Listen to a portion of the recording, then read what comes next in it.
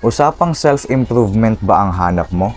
Kung saan gusto mo na mas mag-improve pa bilang tao, gusto mo na mas maging malakas pa, mas maging matalino kesa noon, pues para sa'yo ang video na ito. Panoorin mo ito hanggang dulo at sinisigurado ko sa'yo na marami kang matututuhan sa video na ito. Dahil sa video na ito, pag-uusapan natin yung 10 bagay na dapat mong gawin para mas mag-improve pa sa sarili mo.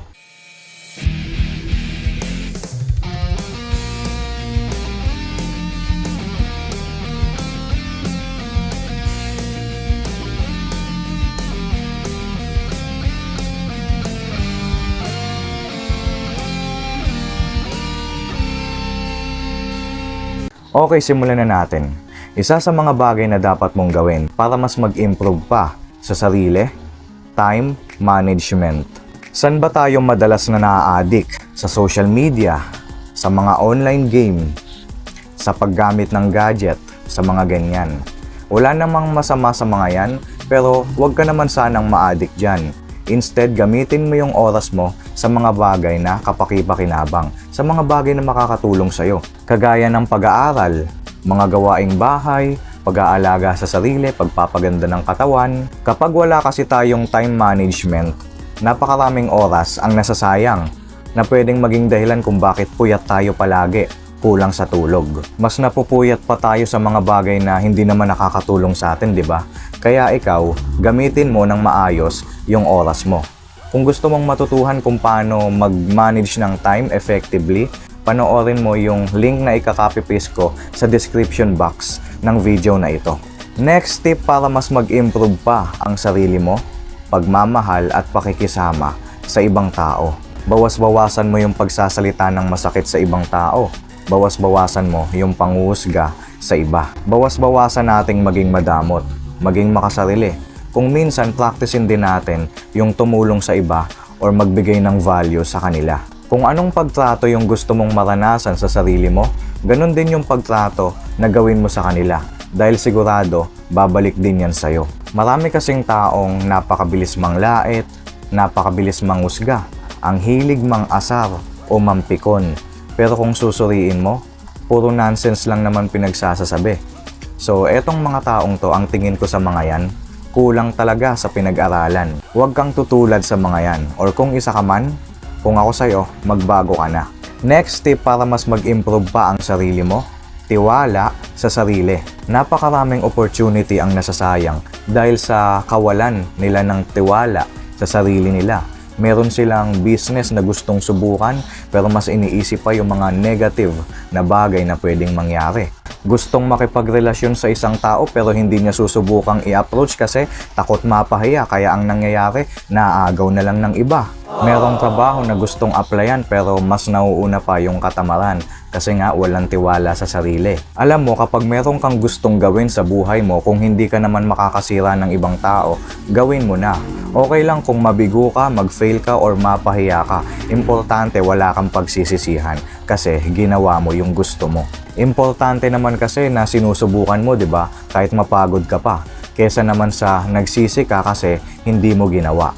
Next tip para mas mag-improve pa sa sarili, pagpapakumbaba. Kapag humble ka lang, may pagmamahal ka sa kapwa mo, meron kang pakikisama sa iba, meron kang respeto sa kanila, maraming blessings ang darating sa buhay mo. Kung sa tingin mo na malakas ka na, matalino ka na, magpakumbaba ka pa rin. Kasi sinisigurado ko sa'yo na marami kang kapantay or mas marami pa ang angat kesa sa'yo. Maging coachable or teachable ka pa rin. Makinig ka sa ibang tao na mas marami ang alam or mas marami ang pinagdaanan kesa sa'yo. Magbigay ka pa rin ng respeto sa isang taong mas mahirap ang trabaho or mas mababa ang sweldo kesa sa'yo. Kasi kung napakarami mong ang blessings, napakatalino mo, napakalakas mo, pero sa ibang tao kung itrato mo sila ang sama, yung mga pagpapala na nasa sa'yo ngayon, maaaring bawiin sa'yo yan.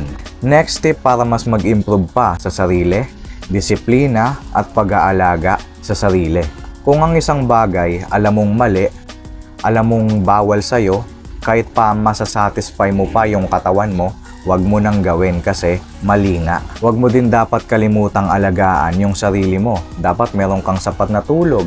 Dapat kumakain ka ng mga masusustansyang pagkain, nag-e-exercise ka. Hindi naman kailangan na maging maganda talaga yung katawan mo, basta gumagalaw-galaw ka para makaiwas ka sa sakit. Pero kung pagaganday mo talaga yung katawan mo, mas maganda. At hindi lang disiplina para sa sarili. Disiplina rin kung saan magbe-benefit din yung ibang tao. Huwag mong itapon yung kalat mo kung saan-saan, huwag kang dumura kung saan-saan para naman hindi ka makapagkalat ng sakit. Next tip para mas mag-improve pa ang sarili mo, pagprotekta sa sarili. Napakaraming tao ang mapang-abuso, manggagamit, mga scammer, dapat marunong kang protektahan yung sarili mo sa kanila. Minsan kaibigan mo pa, karelasyon mo, or kamag-anak mo. Bago ka magtiwala sa isang bagay, sa isang tao, or sa isang balita, dapat suriin mo muna. Alamin mo muna.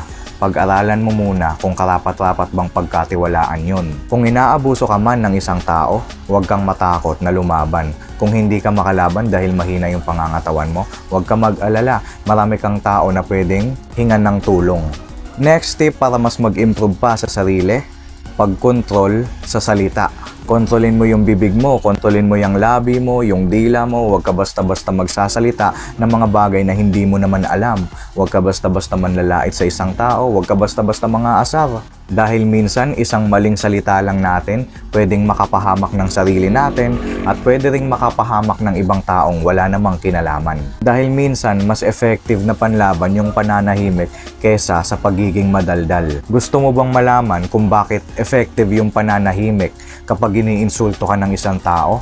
Panoorin mo yung link na ikaka-copy-paste ko sa description box ng channel na ito or ng video na ito. Next tip para mas mag-improve pa sa sarili mo, master your skills. Saan ka ba magaling? Ano ba yung talent mo? Magaling ka bang tumugtog ng instruments? Magaling ka bang sumayaw? Magaling ka bang kumanta? Magaling ka ba sa pagsasalita?